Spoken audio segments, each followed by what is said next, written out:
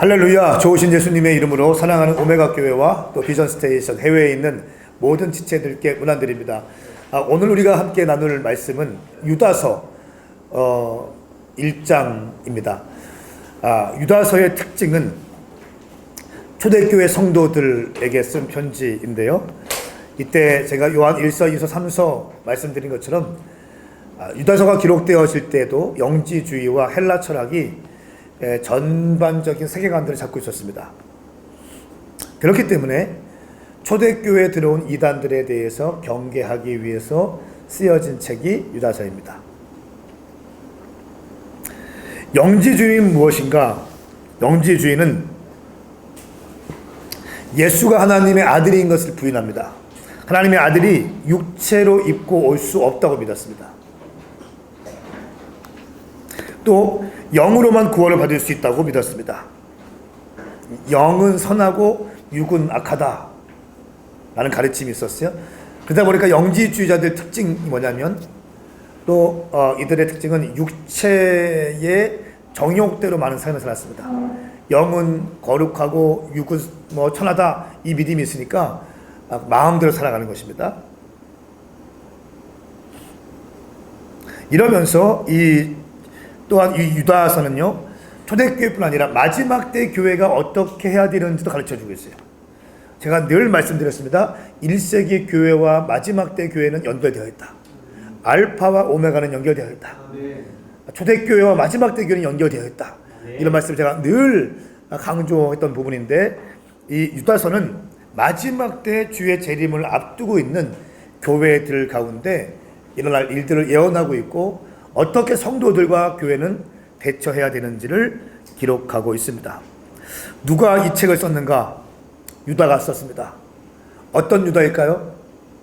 1번 가룟 유다? 누가 썼을까요? 예? 예수님의 동생 중에 막내가 유다입니다. 예수님의 형제들은 4명이 있었죠. 야고보, 요셉, 시몬, 유다가 있습니다. 마태복음 13장 55절 말씀 보시면 형제들의 이름이 등장합니다. 야고보는 초대교회의 수장이 됩니다. 어떻게 해서 야고보가 초대교회의 수장이 되었는가? 12사도가 있었고 많은 예수님과 함께한 사람도 있었는데 어떻게 야고보가 수장이 되었는가? 당시에 유다의 어떤 문화나 전통에 의하면요, 아버지가 죽으면 큰 아들에게 그 유업이 흘러갑니다. 그리고 그 형이 없으면 그 동생에게, 그 다음 동생에게 흘러갑니다. 그렇기 때문에 이 야고보가, 예수님의 큰 첫째 동생인 야고보가 자연스럽게 리더십을 가져갔습니다. 그런데 그 사람, 야고보가 그냥 이 유대적인 문화 가운데 리더십을 가져간 것이 아니라 전승에 의하면 야고보는 낙타무릎이었다고 합니다. 낙타무릎. 엄청 기도하는 사람이었고 예수님을 인격적으로 만난 다음부터 엄청 기도하는 사람이었고 그 다음부터 자연스럽게 권위가 이양됐다고 이렇게 이야기하고 있습니다. 이 막내 동생 유다가 쓴 책이 바로 이 야고보서이다. 기록 연대는 언제인가? 약 AD 70년경에서 75년경 사이에 기록되었다고 말씀하고 있습니다. 오늘 1장 말씀을 저는 4단락으로 나눠 보았는데요. 1절부터 4절까지는 문안인사, 5절부터 16절까지는 거짓 교사에게 임할 심판, 거짓 교사에게 임할 심판, 17절부터 23절까지는 이단들의 특징, 거짓 교사, 이단들 다 같은 말입니다. 심판과 이단들의 특징에 대해서 기록하고 있고요. 24절부터 25절까지는 하나님에 대한 찬양, 이렇게 기록되어져 있습니다.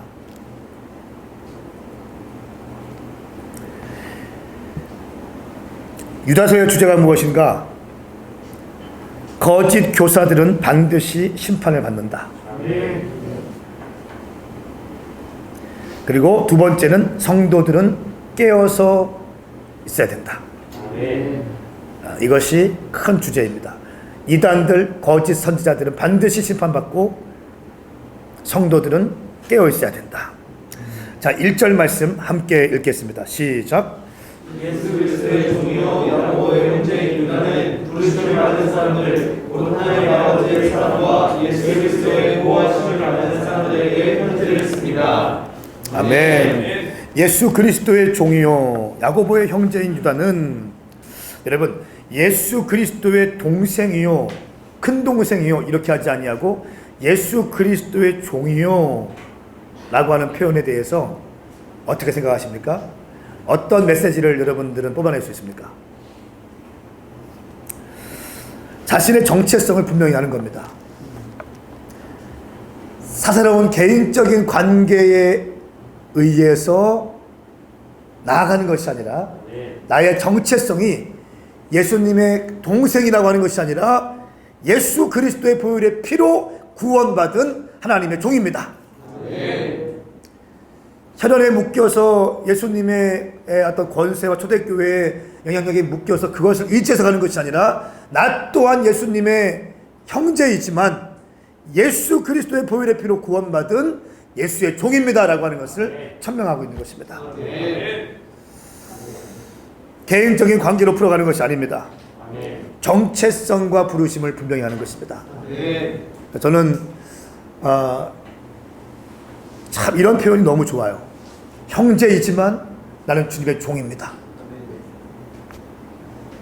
그러니까 교회 안에 이런 것들이 굉장히 정확하게 해 있어야 됩니다. 우리 아버지가 저희 교회에 지금 다니고 계신데, 은퇴하시고 저희 어머니 다니고 계신데, 아들 목사에게 부담 주지 않기 위해서 바로바로 예배 드리고 그냥 나가십니다. 나가시고 개인적인 모임들 하지 않습니다. 왜냐하면 아들 목회에 부담이 되기 위해서. 그런데 저한테 문자 주시고 전화할 때 항상 이렇게 하세요. 담임 목사님 이렇게 하세요. 담임 목사님. 제가 얼마 전까지는 우리 아버지의 이름을 황종윤 담임 목사님 이렇게 썼거든요. 제가 아버지께 섬길 때 담임 목사님이라고 했는데 이제는 저희 아버지께서 저에게 담임 목사님이라고 하십니다. 내가 아버지고 네가 아들이고 이거 아니라는 거예요. 담임 목사라는 거예요. 아무리 친한 사람이 온다 할지라도 친구가 아니죠. 목사님이고 집사님이고 교회 안에 허락된 하나님의 직분이 있습니다. 직분. 밖에서 회장님이라고 한다 할지라도 당신이 교회에 오면 집사가 되어야 되고 권사가 되어야 되고 장로가 되어야 되고 직분이 없으면 형제 자매가 되어야 됩니다. 밖에 세상적인 직분, 관계, 호칭을 교회 안에 가져오지 마십시오. 할렐루야. 야고보 이 유다는 이거에 대한 정확한 선이 있었어요.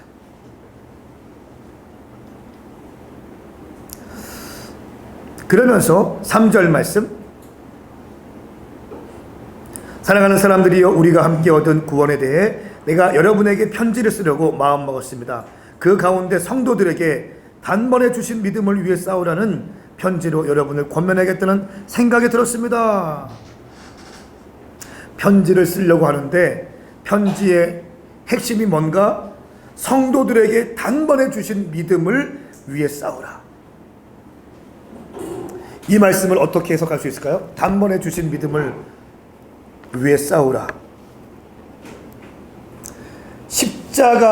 십자가에서 우리의 모든 죄를 걸머주시고 돌아가신 예수 그리스도 보혈의 피, 그리고 그 십자가를 깨뜨리시고 3일 만에 부활 승리하신 예수님에 대한 절대적인 믿음, 이 믿음을 붙잡고 나아가라 라고 하는 편지를 쓰겠다는 겁니다. 여러분, 믿음은요 단번에 주신 믿음이라는 거예요. 단번에 주신 믿음. 또 5절 말씀에 또 등장합니다. 그분의 백성들은 이집트 땅에서 단번에 구원해 내시고 말씀하고 있습니다. 구원은요 단번에 일어나는 거예요. 성경 공부를 통해서 구원이 일어나지 않아요. 구원은 단번에 부어지는 것입니다. 그래서 성경 공부는 그리스도의 장성한 분량까지 나아가기 위해서, 하나님 아버지의 뜻을 알기 위해서 배우고 훈련되는 것이죠. 십자가의 사랑은 단번에 믿어지는 거예요. 그 구원의 감격과 그 믿음을 빼앗기지 말라는 것. 여러분, 이 구원의 감격, 십자가에서의 사랑, 예수님의 부활, 또 승천, 다시 오심, 이 예수님의 카이로스의 타이밍에 일어났던 그 놀라운 구원에 대한 경륜과 하나님의 섭리, 카이로스의 타임을 여러분이 정확히 알고 있다면 여러분들 흔들리지 않습니다.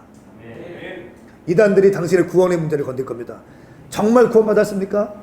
네가 어제 밤에 죄를 졌는데 그렇게 네 마음대로 살아놓고 당신이 정말 구원받은 사람입니까? 질문할 거예요. 구원은 예수 그리스도의 십자가의 사랑을 믿는 즉시 일어나는 것입니다. 할렐루야. 구원의 완성을 위해서 우리가 끊임없이 말씀을 통해서 우리 성화하면서 싸워나가는 거죠. 4절 말씀 보세요. 이는 어떤 사람들이 슬그머니 들어왔기 때문입니다. 이들은 오래전부터 심판을 받기 위해 미리 기록된 사람들로서 경건치 못할 뿐 아니라 하나님의 은혜를 음란한 것으로 바꾸며 유일한 주권자이신 우리 주 예수 그리스도를 부인하는 사람들입니다. 자, 보세요. 왜 단번에 주신 믿음을 위해 싸우라고 편지 썼느냐면 교회 안에 슬그머니 들어온 이단들이 있기 때문이다. 구원의 문제는 확신 가운데 있어야 됩니다. 목에 칼이 들어와도 나는 구원받을 수 있다 라고 하는 믿음이 있어야 되는 것입니다. 예수의 보혈의 피가 당신의 어떠한 삶보다 더 능력 있는 줄 믿습니다. 그 이단들, 슬그머니 들어온 사람들의 특징이 있습니다.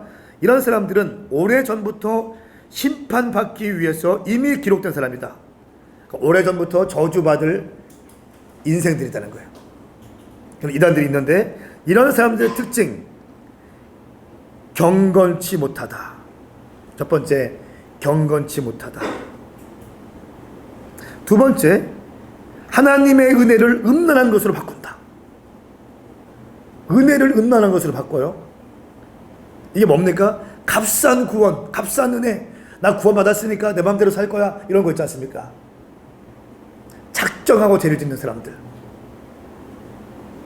아니면 나 구원 받았으니까 내 마음대로 산 다음에 나는 또 회개해야지. 지금 즐기기 위해서 살아가는 사람들. 이런 사람들. 세 번째는 예수 그리스도를 부인하는 사람들입니다. 주권자이신 우리 주 예수 그리스도를 부인하는 사람이다. 여러분, 교회 안에 이런 사람들, 이 거짓 선지자들이 들어오면 참 위험합니다. 여러분들은 정말 마지막 때에 어떠한 설교를 듣는지 너무 중요해요. 유튜브 아무거나 클릭하지 마세요. 아멘. 아무거나 클릭하지 마십시오. 아멘. 신학교 교수라고 아무 강의 막 듣지 마십시오. 아멘. 유튜브 안에 이단들이 해놓은 거 얼마나 많아요. 제가 설교 준비하다가 참고하기 위해서 좀 해봐요. 그럼 나도 막 은혜 받고 있어. 근데 나중에 보니까 좀 이상해. 보니까 이단이야. 큰일 날 뻔했어. 큰일 날 뻔했어. 이런 게 많이 있다는 거예요. 이런 게 쌓여 있습니다. 쌓여 있습니다. 아주 교묘하게 바꿉니다. 신학교도 마찬가지예요. 신학교 안에 예수 그리스도를 주라 고백하지 않는 사람들이 많이 있어요. 교수들 가운데. 하버드 대학교에 있는 신학과는요, 교회 나가지 않는 교수들이 많다는 거야. 절반 이상이 주일날 교회 안 간다는 거예요.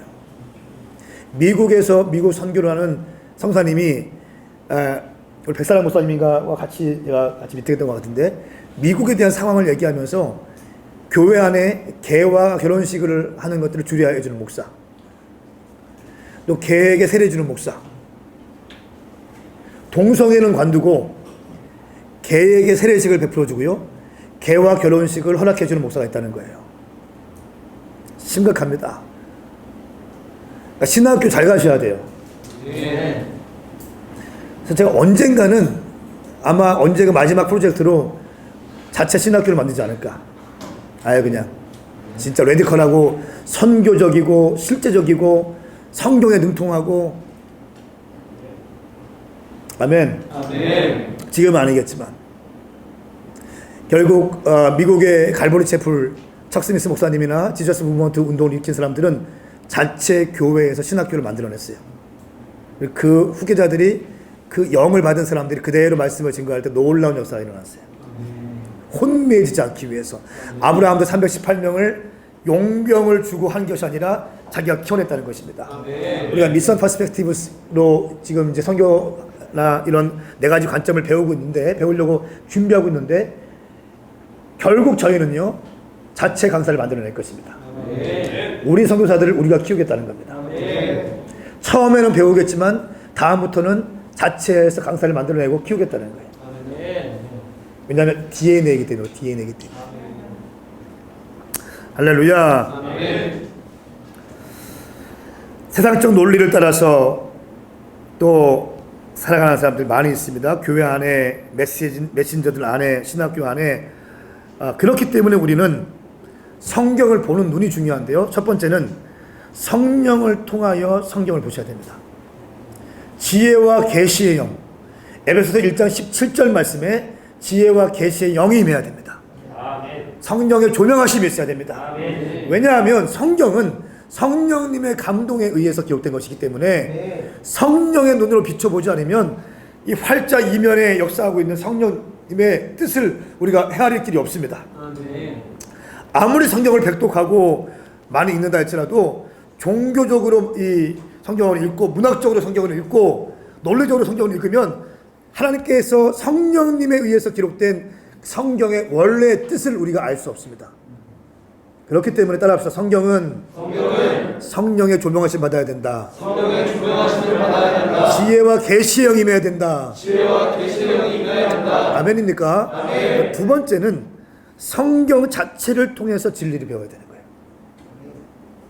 성경 자체를 통해서 진리를 배우는 거예요. 제가 이 일용할 양식 더 바이블만큼은 설교하는 식으로 하지 아니하고 성경 자체의 배경과 성경 자체를 가지고 가르치려고 합니다. 간증 예화 잘 안 합니다.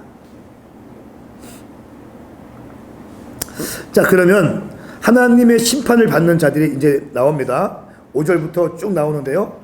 자, 보십시오. 어떤 사람들이 하나님의 심판을 받는지 보시겠습니다. 5절 말씀. 단번에 구원해내시고 믿지 않는 사람들을 멸망시켰다. 한번 읽겠습니다. 시작. 여러분이 다 알고 있겠지만 나는 여러분에게 다시 한번 상기시켜주고 싶습니다. 주께서는 그분의 백성들을 이집트 땅에서 단번에 구원해주시고 그를 믿지 않는 사람들을 멸망시키셨으며. 아멘. 출애굽 사건을 통해서 말씀하시는데요. 출애굽 사건을 통해서 구원을 주셨는데 그것을 믿지 않는 자들을 어떻게 했다? 멸망시켰다. 다시 말하면 첫 번째, 심판받은 자들의 특징 첫 번째는 구원을 믿지 않는 자들. 다시 말하면 불신앙에 있는 자들. 불신앙이 있으면 세상 없어도 구원받지 못합니다. 당신의 아버지가 목사님이고 장로님이고 당신의 헌금을 얼마나 많이 드리고 당신 세상에서 어떤 CEO고 유명한 정치 관계없어요.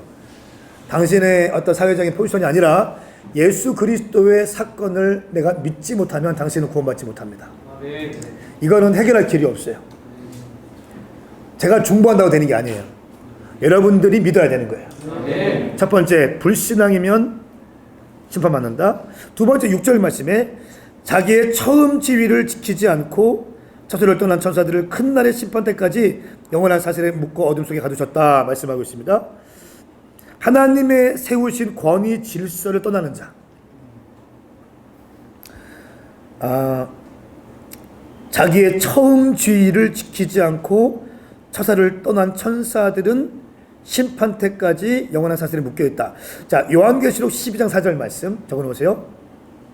요한계시록 12장 4절, 이사야 14장 12절 쭉 말씀 보시면, 에스겔 28장 12절 쭉 보시면 천사 가운데 3분의 1이 반역했고 타락했다는 거예요. 무슨 말인가? 하나님이 세우신 권위 질서를 떠나는 자, 대항하는 자는 심판을 받는다. 지금 이 얘기하고 있는 겁니다.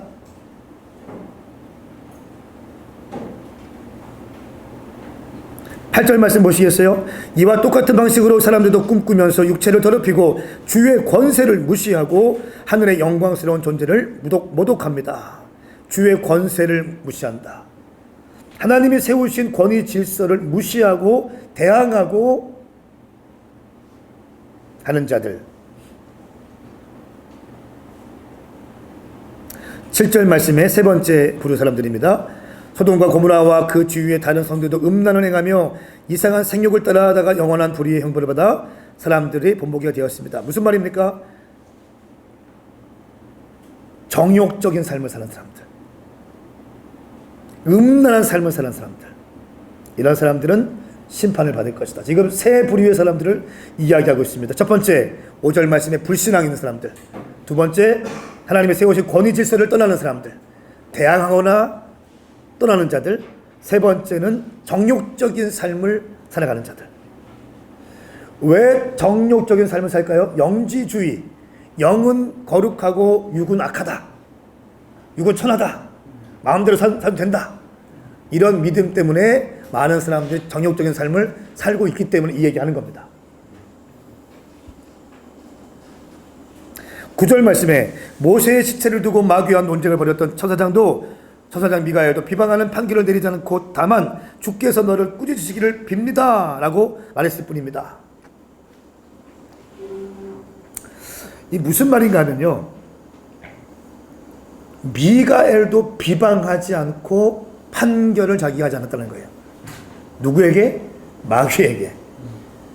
그러니까 천사장인 미가엘도 비방하는 판결을 내리지 않고 그냥 주께서 너를 꾸짖으시기를 빈다라고 했을 뿐이다, 이렇게 얘기하는 거예요. 이렇게 얘기하는 이유가 뭘까요?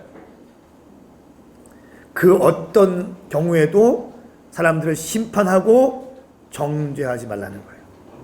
적어 놓으십시오. 심판자는 만군의 여호와 단 한 분이시다. 아멘. 네가 함부로 심판자의 자리에 가려고 하지 마라. 아멘. 판단하지 말라. 아멘. 더구나 하나님이 세우신 권위 질서 안에 있는 사람들, 권위자들을 함부로 얘기하지 마라. 아멘. 너의 생각과 다르다고 해서 네 가치와 너의 논리와 너의 배경과 너의 경험과 너의 철학과 네가 배운 학문과 지식과 다르다고 해서 함부로 하나님께서 세우신 주의 종들을, 주의 권위자들을 판단치 말라. 아멘. 여러분 이해되십니까? 아멘. 저한테 잘하라는 게 아니에요. 하나님께서 말씀하시는 말씀을 가리키는 겁니다. 아멘.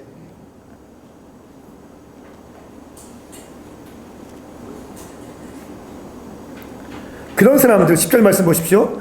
이들에게는 재앙이 있습니다. 비방하고 판단하는 사람들, 10절 말씀이 어떤 사람입니까? 알지 못하는 것에 대해서 비방합니다. 이들은 지각 없는 짐승처럼 본능으로 아는 것들로 인해서 파멸에 이르게 됩니다. 비방하고 본능적으로 행한다.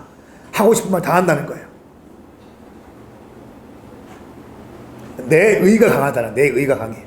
내 의가 강하고 내 것이 강하면 결국 안 됩니다. 신앙은 이것과의 싸움이에요.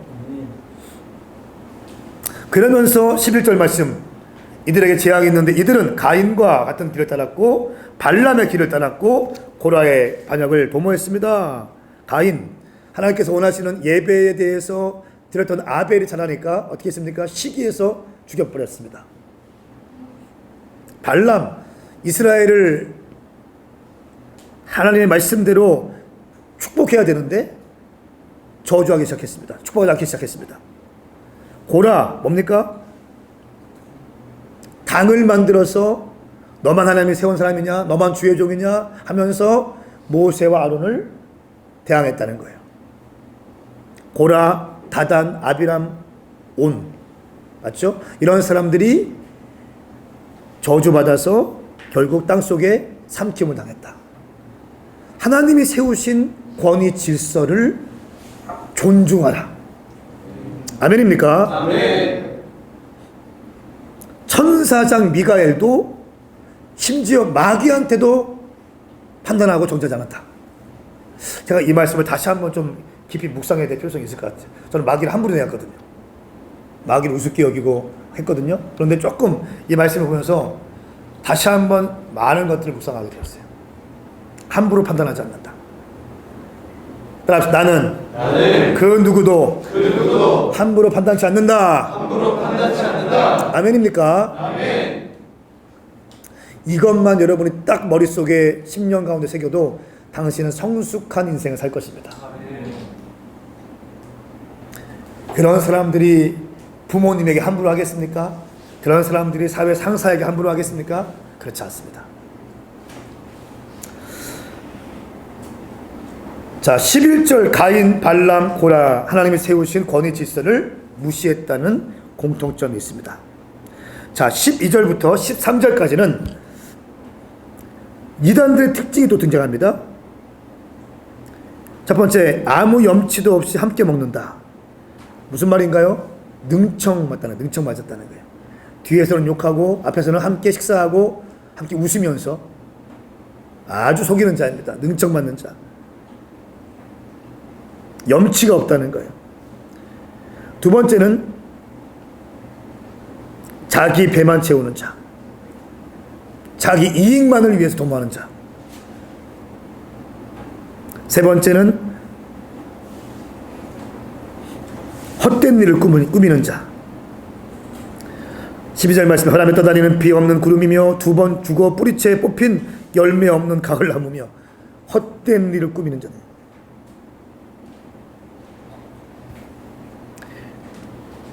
네 번째는 이들은 확실하게 심판받을 자이다. 13절 말씀, 자기의 수치를 내뿜는 거친 파도며, 보세요, 자기의 수치를 내뿜는다는 거예요.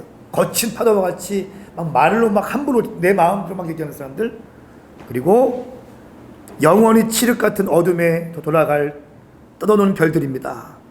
뭡니까? 영원히 심판받을 자들.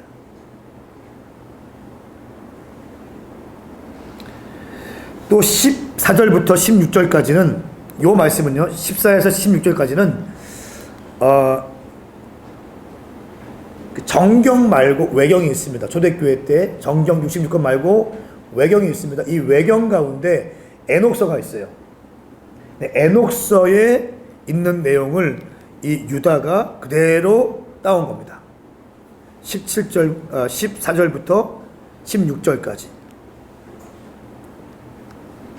에녹서를 그대로 인용했는데 여기에 어떤 내용이 있습니까? 원망하고 그들의 특징, 이단들의 특징, 초대교회를 어지럽혔던 사람들의 특징 뭡니까? 원망하는 자. 16절 말씀에 불평하는 자, 정욕을 따라 사는 자, 교만한 자, 교만한 것을 말하고 입을 가진 자, 자기의 이익을 위해 안면몰수하고 아첨을 떠는 자, 자기 이익을 위해 사는 자. 이것이 거짓 선지자들, 마지막 때 이단들의 특징이라는 거예요.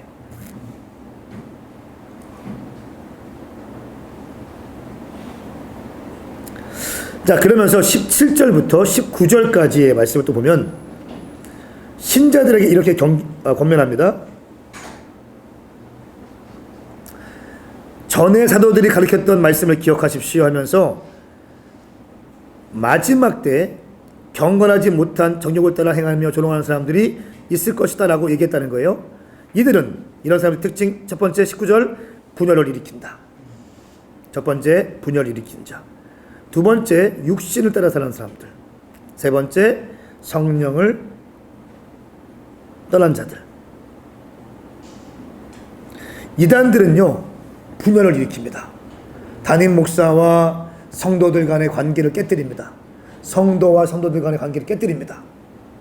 신천지가 들어온 게 뭐죠?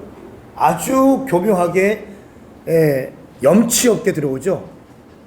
거짓말로 들어옵니다. 그리고 신천지가 아닌 척합니다. 그래서 많은 이단들 중에 가장 악질이 신천지라고 얘기하는 이유가 뭡니까? 다른 이단들은 자기들 있는 곳으로 데려오는데 이 신천지는 교회로 들어가야 해요, 그냥. 그리고 거짓말합니다. 속입니다. 교묘하게 3년 혹은 교회를 흔들 계획을 세워요. 아주 교활한 인간들이에요. 그들의 입술에는 비방이 있고요, 원망이 있고 불평이 있다는 거예요.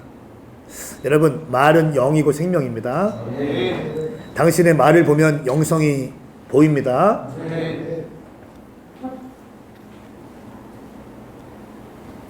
그러면서 24절부터 이제 마지막 절까지는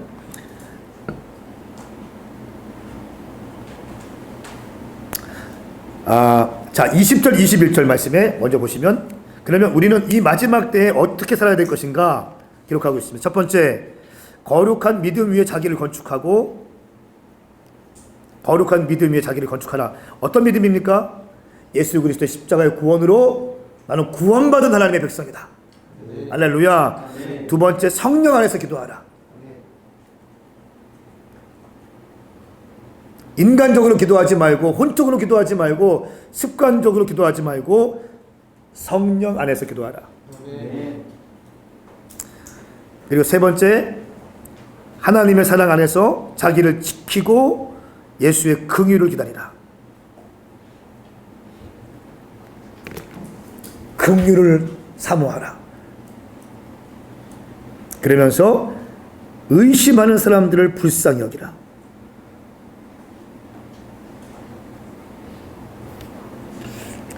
마지막 24절부터 25절까지는 축복하는데요, 여러분들을 넘어지지 않게 주님께서 지켜주실 것입니다. 이렇게 말씀합니다. 오늘 말씀 정리하겠습니다. 이단의 특징 크게 많이 있지만, 특징 첫 번째, 권위 질서를 무시한다 라고 하면서 했던 얘기가 뭡니까? 천사장 미가엘도 마귀까지 함부로 정죄하지 않았다. 그런데 이단들은 권위 질서를 무시하면서 비방하고 정죄하고 편가르기를 한다. 그러면서 가인과 또 뭡니까? 이 고라, 발람, 이 사람들을 언급했습니다. 두 번째, 이단들의 특징, 정욕적인 삶을 산다. 내 마음대로 산다. 결국 이단들의 끝에는 돈이 있고요, 성적인 착취가 있다. 결국 돈이고 결국 성이 있습니다. 쾌락이 있습니다. 세 번째, 이단들의 특징, 불신앙이다. 예수 그리스도를 믿는 것처럼 보여지지만 결국 십자가와 부활, 다시 오실 주님에 대해서 왜곡하고 보혜사의 자리에 자기가 들어가고 이긴 자의 자리에 자기가 들어가서 자기가 모든 영광을 취하려고 한다. 처음에는 아닌 것처럼 하지만 결국 그 본색을 드러낸다는 것입니다. 할렐루야. 오늘 이 유다서 말씀을 통해서 마지막 때 우리 교회가 어떻게 준비되어야 되는지 우리는 배우게 되었습니다. 사랑하는 여러분, 오늘 이 말씀을 10년 가운데 새기십시오. 이 말씀을 붙드십시오.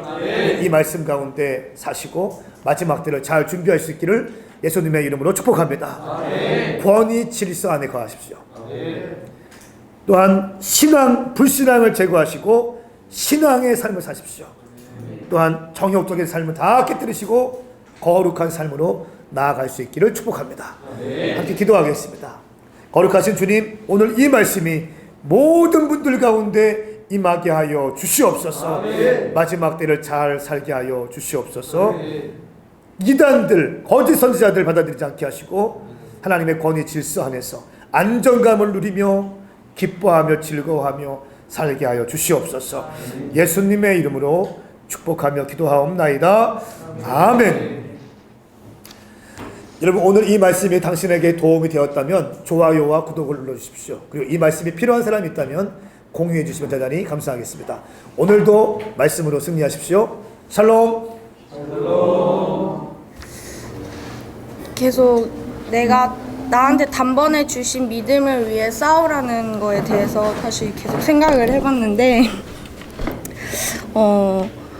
계속 말하는 게 다시 한번 나에게 상기시켜주고 싶습니다. 또 기억해 내십시오. 믿음 위에 자기를 건축하십시오. 하나님 사랑 안에서 자기를 지키십시오. 막 이렇게 계속 얘기하시는데 나한테 단번에 주셨던 그 정말 성령을 체험했던 그 기억들, 그리고 하나님을 만났던 그 기억들이 한 날에 불과했지만 그거를 계속해서 이어나가고 있는 게 굉장히 중요하다라는 걸 깨달았고요. 그리고 그 믿음을 위해서 계속 싸우라는 말이 나에게 계속해서 분투해 나아가야 하는 부분 중에 뭐 말씀이나 기도하는 것들, 이런 믿음을 내가 계속 싸워 나아가야겠다라는 마음을 좀 크게 받았고요. 그리고 이 말들을 끝내고 마지막쯤에 불에서 끌어내어 그 사람들을 구원하십시오. 또 그들을 불쌍히 여기십시오라고 했는데 내가 싸워 나가야 하는 목적과 내가 계속 나를 지켜야 하는 목적이 결국에 남을 그 불구덩이에 있는 사람들을 구원하기 위한 것이라는 걸 좀 알게 됐어요. 그러면서 그들을 조금 더 불쌍히 여기고 더 사랑하고 진짜 하나님의 사랑으로 구원해야겠다라는 마음을 들어서 또 마지막에 예수 그리스도가 우리를 지켜서 넘어지지 않게 하시고 기쁨 가운데 그분의 영광 앞에 흠없이 서게 하시는 분이라는 걸 보게 됐는데 그런 예수 그리스도를 진짜로 전해야겠다라는 마음이 들었어요. 복음을 되게 전할 때 옛날에는 같이 교회 가요, 우리 교회 좋아요 이런 얘기를 했는데 그게 많이 후회가 되더라고요. 나중에 돌이켜봤을 때 내가 그 자리에서 예수님 살아계세요, 예수님은 나를 지켜주시고 우리를 구원하시는 분이에요 라는 말을 하지 않은 게 많이 후회됐는데 그런 사람들 앞에서 예수님을 좀 당당하게 선포할 수 있으면 좋지 않을까라는 마음을 받았습니다.